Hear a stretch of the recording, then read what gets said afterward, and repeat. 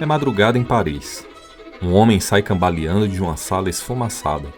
Roupas amarrotadas, olhos fundos e o próprio violino apostado como garantia de uma dívida.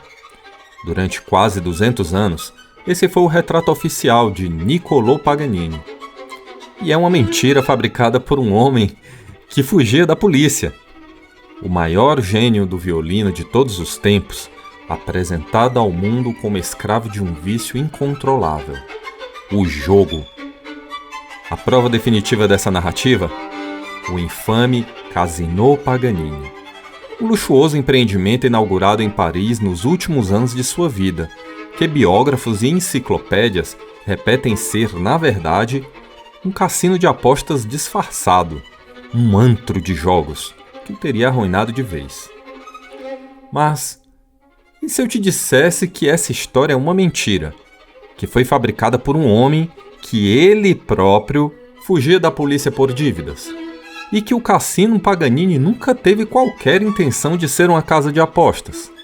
Hoje, vamos desenterrar a verdade, uma verdade que redime Paganini e expõe uma rede de fofoca, preguiça intelectual e pura má-fé que contaminou 2 séculos de história da música.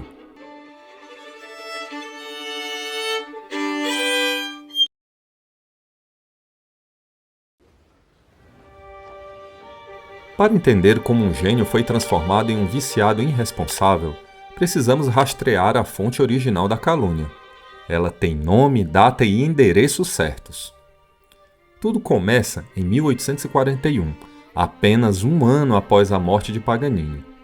O homem responsável por envenenar a história é François-Joseph Fétis. Não era qualquer um. Fundador e editor da Revue Musicale de Paris, musicólogo, maestro, professor e compositor.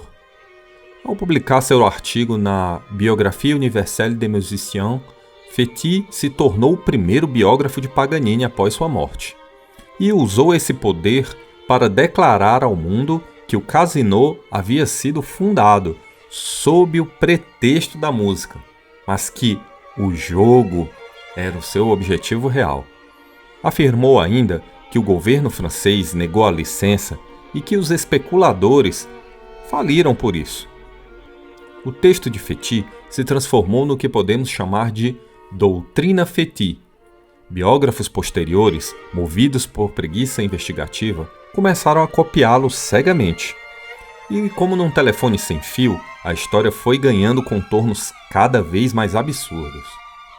Em 1967, o escritor Sacha Everell Sitwell, na sua biografia de Liszt, inventou detalhes cinematográficos.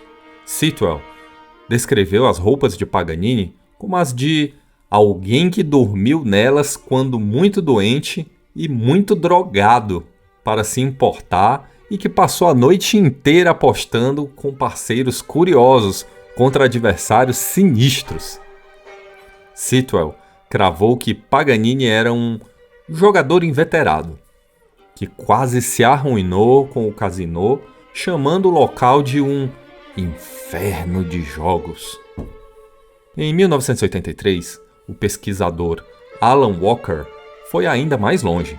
Walker descreveu Paganini saindo de buracos do inferno piscando na luz do sol da manhã, meio drogado de álcool e charutos de datura. Walker repetiu a mentira de que o violinista vivia cercado por mesas de dados e vários outros jogos de azar, e que seu paraíso transformou-se em purgatório quando o governo recusou a licença. E aqui chegamos ao ponto central da nossa investigação. Quando vasculhamos a vida do credenciado Fétis, o castelo de cartas desmorona. Em 1832, anos antes de o cassino sequer existir, Fétis teve de fugir de Paris e se exilar em Bruxelas, porque, segundo os registros da época, um mandado de prisão havia sido emitido contra ele, por suas enormes dívidas. Ou seja, Fétis não estava nem na cidade quando os eventos do cassino aconteceram. Para piorar, dicionários musicais modernos descrevem a própria Biographie universelle de Fétis como uma obra que deve ser consultada com descrição. Suas datas estão frequentemente erradas, e há erros que são, na palavra dos próprios musicólogos, quase ridículos. O homem era notoriamente impaciente com contradições e excessivamente propenso a erros. A ironia é quase shakespeariana. Fétis usou sua autoridade para rotular Paganini como um investidor de esquemas duvidosos, enquanto escrevia essas linhas escondido das autoridades por dívidas próprias. No tribunal da história, o acusador era mais culpado que o réu. E o que o próprio Paganini dizia sobre tudo isso? No verão de 1830, em conversa com seu secretário, George Harris, Paganini confessou seus erros do passado, mas foi categórico. Percebi di fatto che un giocatore è a pessoa mais desprezível da terra. Con este spirito renunciai annos atrás à passione perniciosa del gioco. Harris confirmou isso na prática.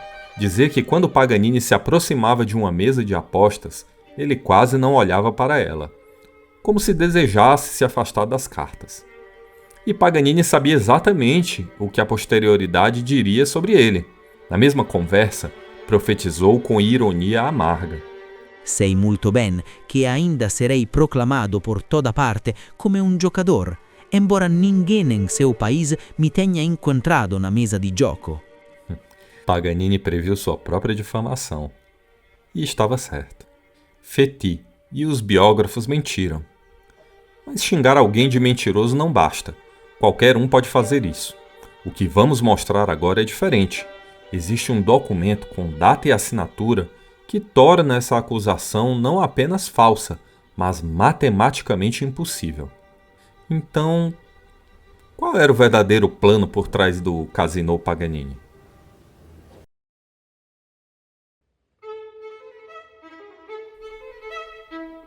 Esqueça as roletas e os dados. A intenção original de Paganini e de seu sócio Lazzaro Rebizzo era completamente diferente. Eles adquiriram um palácio magnífico na Chaussée d'Antin, pertencente ao Duque de Pádua, com um objetivo declarado e documentado. É preciso entender o contexto linguístico. A palavra casino, em francês, casino, no italiano da época, significava simplesmente casa ou apartamento dedicado à socialização e festas, sem qualquer conotação com apostas. Os documentos originais do projeto são claros. O local abrigaria um clube, um salão para bailes e concertos, uma biblioteca, um museu e um ateliê para a publicação de obras literárias e musicais. Nas palavras do próprio Paganini, a casa deveria atender às classes cultas e abraçar todas as artes. Era o sonho de aposentadoria de um gênio que havia dominado os palcos da Europa inteira. Criar um templo cultural, dirigir um conjunto musical de excelência e finalmente desfrutar de uma vida mais estável. Vamos ao checkmate jurídico? A narrativa oficial afirma que a ruína aconteceu porque o governo francês recusou a licença para jogos de azar. Mas quando escavamos os registros judiciais e governamentais de Paris, encontramos a prova que destrói essa versão de uma vez por todas. O professor de direito Denis Talon, da Universidade de Paris, identificou um estatuto do governo do rei Louis-Philippe, votado pela Câmara dos Deputados em 17 de junho de 1836. O artigo 10 da Lei Orçamentária era explícito. A partir de 1º de janeiro de 1838, os jogos públicos estão proibidos, em todo o reino, sem exceção. Essa lei foi amplamente noticiada nos principais jornais de Paris. Na Gazette de France, de maior circulação na cidade, e no Le Moniteur, que publicou os discursos na íntegra, em meados de 1836, era um fato de conhecimento comum por mais de um ano antes de qualquer inauguração. O Casino Paganini abriu as portas em 25 de novembro de 1837. Paganini investiu pessoalmente 60 mil francos, comprando 60 das 64 ações disponíveis. Pense, Qual ser humano em sã consciência investiria uma fortuna dessa magnitude em uma casa de jogos que, por lei conhecida há mais de um ano, seria declarada ilegal apenas 5 semanas depois da inauguração? Nenhum. E muito menos alguém descrito pelos próprios críticos como um homem de negócios perspicaz e cauteloso. O veredito jurídico é categórico. Paganini não pôde ter a licença de jogo recusada porque, nas palavras do próprio pesquisador, não só a autorização não poderia ter sido esperada, como não poderia sequer ter sido solicitada. A acusação de Fétis não apenas é mentira, ela é matematicamente impossível. Provamos assim que o jogo nunca foi o plano. Mas então, por que o cassino afundou? E por que arrastou Paganini para um labirinto de processos que o perseguiu até o leito de morte?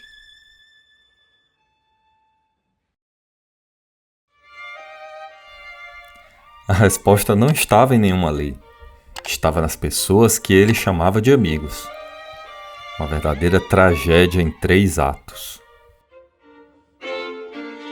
Logo após o anúncio da inauguração, Johann Strauss e sua famosa orquestra vienense chegaram a Paris para uma residência de 3 semanas.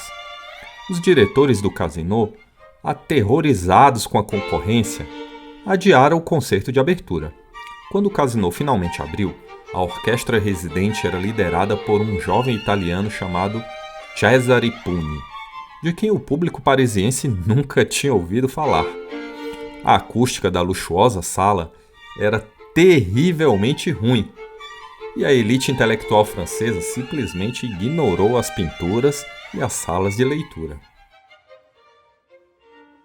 A única carta capaz de salvar o empreendimento era o próprio Paganini, mas a biologia havia cobrado seu preço antes mesmo de as portas abrirem. Sofrendo possivelmente de uma combinação de sífilis, tuberculose e reumatismo, Paganini estava fisicamente destruído. Segundo os registros médicos da época, seu problema na laringe estava se desenvolvendo rapidamente, reduzindo sua voz a um sussurro quase inaudível. O compositor Hector Berlioz, que acompanhou os eventos de perto, registrou com melancolia que a contribuição de Paganini ao casino se resumia a, nas suas próprias palavras, andar pelos jardins umas 3 vezes, se o tempo estivesse bom. O homem que havia hipnotizado multidões de Nápoles a São Petersburgo estava, nas palavras dos contemporâneos, inútil como artista e um objeto lamentável de se ver. Desesperados, os gestores contrataram o coro da Ópera de Paris de última hora. Mas a licença do casino não cobria aquele tipo de performance. As autoridades intervieram e fecharam o casino em 31 de janeiro de 1838, meros 2 meses após a abertura. O que se seguiu foi um espetáculo de horrores judiciais. A cantora Dame Sanfelice, que possuía um contrato garantido de 9.000 francos anuais, processou o casino por quebra de contrato. Os próprios sócios de Paganini, os mesmos que ele havia financiado com 60.000 francos, entraram com processo cobrando 100.000 francos do violinista, acusando-o de não cumprir sua obrigação de tocar. Ignoraram olimpicamente o atestado médico vindo de um sanatório. E então veio a punhalada mais cruel. O próprio Lazzaro Rebizzo, o amigo que havia convencido Paganini a entrar no negócio, o homem que ele havia financiado, exigiu 30.000 francos do bolso do violinista. O homem que perdeu a voz, a saúde e a fortuna foi depois pisoteado pelo amigo que o colocou na furada. Isso não é uma falha de negócios, é uma traição. Em 1839, Paganini escreveu uma carta ao seu advogado Jeremy, uma carta que resume toda a sua dor em uma frase. La sociedade do casino è composta di ladrões e assassinos e faliu. Os 60.000 francos estão perdidos. Arrastado para um labirinto de processos judiciais, interrogatórios cruzados e visitas domiciliares da polícia, Paganini viu a corte francesa aumentar a multa para 50 mil francos em janeiro de 1840, pouquíssimo tempo antes de sua morte. Um vice-cônsul francês chegou a bater em sua porta em Nice, enquanto ele estava em seus últimos suspiros para cobrar a dívida. Mas Paganini não estava disposto a perder tudo. Guardados em Marsella, na casa de seu amigo Camille Lebrun, estavam seus instrumentos mais preciosos: 11 violinos, uma viola e 4 cellos, Stradivari, Guarneri, Amati, uma coleção que representava décadas de uma vida inteira dedicada à música. E agora, as mesmas autoridades que o perseguiam nos tribunais podiam confiscá-los. Em 17 de janeiro de 1840, com a morte se aproximando, Paganini escreveu uma última carta desesperada ao seu advogado Jeremy. Aqueles patifies piratas em Paris poderiam sequestrar os instrumentos que estão na casa del Sr. Brun em Marsella. Encontre uma maneira de provar que eles agora pertencem a ele, tendo eu os vendido. O maior violinista da história em seus últimos suspiros, escondendo seus violinos para que o Estado não os confiscasse. Essa foi a última batalha de Niccolò Paganini. Mas a guerra contra o seu nome, essa ainda não havia terminado.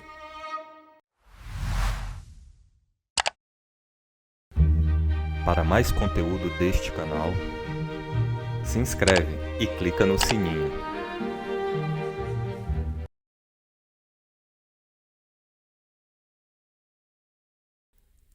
Niccolò Paganini não foi o vilão de um jogo clandestino. Os próprios pesquisadores que mergulharam nos documentos originais o descrevem como a vítima inocente de especuladores que assumiram riscos injustificáveis. Seus sonhos de uma velhice tranquila, garantida por uma renda estável, desapareceram, nas palavras dos registros da época, como um sopro de fumaça. E para coroar a tragédia, historiadores que nem se deram ao trabalho de verificar os fatos transformaram essa ruína financeira na prova de um vício que o homem havia superado décadas antes. A verdade é simples e documentada. Paganini construiu um templo cultural. Foi traído por sócios, derrubado pela doença, difamado por um biógrafo fugitivo que escrevia sobre honra enquanto se escondia de credores, e espoliado por um Estado que, aproveitando-se de tecnicidades burocráticas, transformou a ruína de um rico homem moribundo em oportunidade de extorsão. É hora de pararmos de comprar a mentira fácil do violinista amaldiçoado. Paganini perdeu tudo em vida: a saúde, a fortuna, a paz. Mas a guerra contra o seu nome? Essa termina aqui.